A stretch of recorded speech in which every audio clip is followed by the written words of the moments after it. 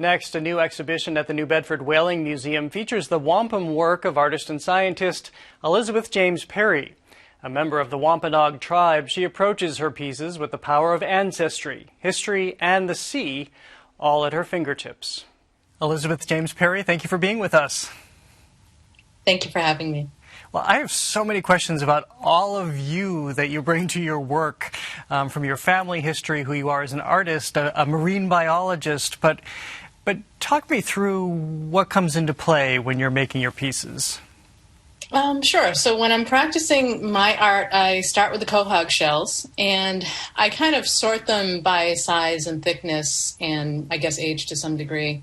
And I look at the deeper purple part of the shell for cues to what kind of designs might come out of the shell really nicely. Sometimes there's really beautiful kind of stellar designs in the purple. Sometimes there's an image that almost suggests a fisherman casting his net, or a nice, rich bear.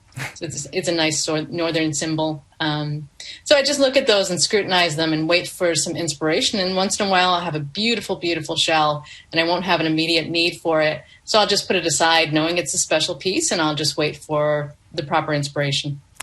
How do you find your shells? Where do you find your shells? Sure. So I'm located right in Massachusetts in the South Coast area, and that's where I get my quahog shells. I also get them occasionally on Martha's Vineyard, near my home community of Aquinnah on Martha's Vineyard, I should say. And how has it changed? And I understand this is, you look at climate, you look at the sea, as, again, going back to your marine biology background. Have you noticed the shells change in what turns up now and how many turn up now?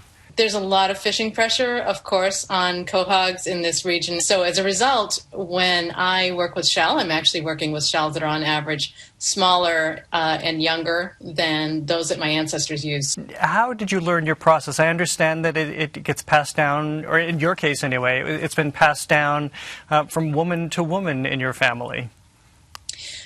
Actually, so it's a little bit more flexible than that. I think my entire family, I should credit them all with being very creative and really influential. I grew up watching my mother practice scrimshaw, and so there's a strong background in jewelry.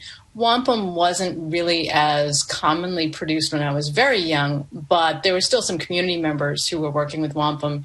And then I think, gradually as we continued to use it and others began to really appreciate its value and its unique appearance, that purple and white shell is so striking and unique. I think we just had more of a market and a niche, and we had more opportunities increasingly to share culture along with the beautiful shell jewelry and along with the other cultural arts that we practice. And so it's just been something I think that's been more so steadily growing, and more, I think, tribal members are practicing it now. Did all of those factors come into play with you, or what drove you to decide to really be an artist? I think what drove me to focus on wampum arts was that I was also going through a phase of really immersing myself into 17th century Wampanoag history and culture. And wampum is such a huge part of those times, still very, very common. And it was common for leadership to be adorned with belts.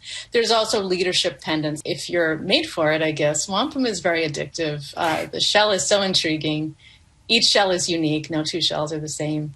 And so it's kind of a surprise when you're opening the shells and you see a new pattern, new striations, new colors, and you get inspiration that way. It just keeps me going. As you talk about and you think about your history, is this an especially poignant moment for you? I know this does play into why the Whaling Museum has your exhibition now in this moment where we're commemorating the 400th anniversary of the arrival of the Pilgrims here, which of course came of great consequence. What does that mean for you in this moment? Sure. It was really meaningful for me when the New Bedford Whaling Museum approached me. Dr. Akia de Barros Gomes approached me to potentially do an exhibit around the time of the 2020 exhibits. It seemed really timely. It was something of great personal importance because, of course, I have so many generations of Wampanoag whalers in my family, and so much of a strong association with Gay Head and New Bedford whaling history and Nantucket history. as well through other lines. It was just really special. It was really unique. It was very close to my heart. I was really pleased to be able to be there representing my family.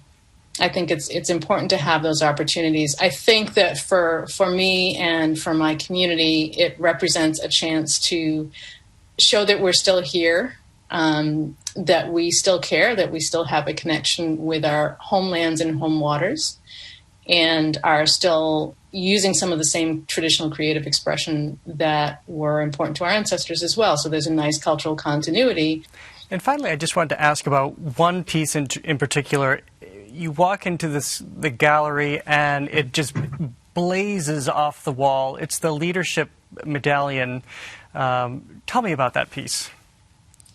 Sure. So the leadership medallion is a piece that is referred to a lot as the wampum star. The symbol itself is actually a four-directional symbol that there's white that picks out that four-directional symbol or star or sun symbol. And it has to do with our beliefs in the qualities of a good leader and our expectations about what a good leader is.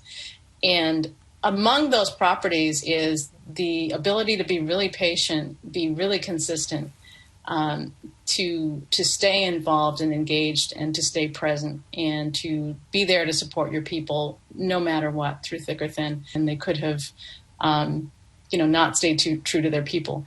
But when I look at their behavior, they sacrificed everything for us. They went through unbelievable hardships and met terrible ends. And I can't imagine I'm smiling, but it's like hard to process really on camera. They went through, they gave up everything, including their lives, so that we could be here today. And it's humbling. It's really amazing. It's very admirable. And it's not hero worshiping. It's the reality of how they carried themselves. And that's a challenge to live up to, but I think it's a worthy challenge. Well, as I say, of all of your wonderful pieces, it just drew my eye. I think it came through in what you've created. Elizabeth James Perry, thank you so much for being with us today. Thank you.